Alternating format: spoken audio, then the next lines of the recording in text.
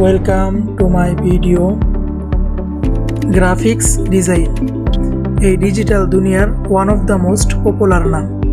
Online অথবা offline বর্তমানে সব সেক্টরেই প্রায় গ্রাফিক্সের ব্যবহার করা হয়।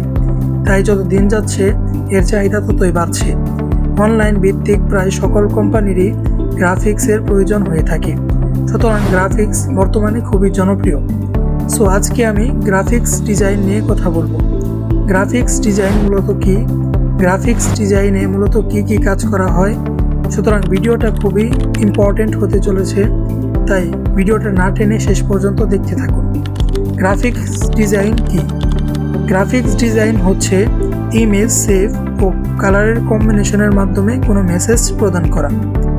গ্রাফিক্স ডিজাইনকে কমিউনিকেশন ডিজাইনও বলা যেতে পারে। গ্রাফিক্স ডিজাইন দুই ধরনের হয়ে থাকে, প্রথমত ভার্চুয়াল, দ্বিতীয়ত ফিজিক্যাল। ভার্চুয়াল হলো যেটা ছোঁয়া যায় না, যেমন ওয়েবসাইটের banner, social media banner, product image, বিজ্ঞাপন ইত্যাদি। আর ফিজিক্যাল হচ্ছে যেটা ছোঁয়া যায়, যেমন কোনো পোস্টার বা কোনো ইভেন্ট বা প্রতিষ্ঠানের ব্যানার ইত্যাদি। গ্রাফিক ডিজাইনাররা ক্লায়েন্টের চাহিদা অনুযায়ী advertisement, magazine, presentation, report, logo এবং ওয়েবসাইটের জন্য বিভিন্ন লেআউট ডিজাইন করে থাকে।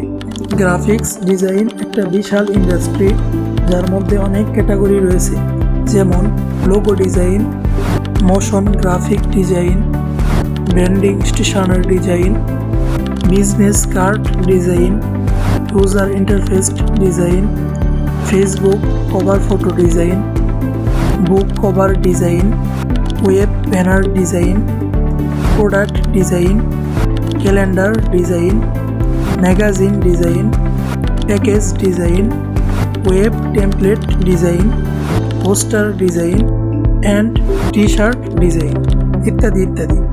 আপনি যদি ফ্রিল্যান্স কাজ করতে চান তাহলে আপনার সব ক্যাটাগরিতে এক্সপার্ট হওয়া লাগবে না।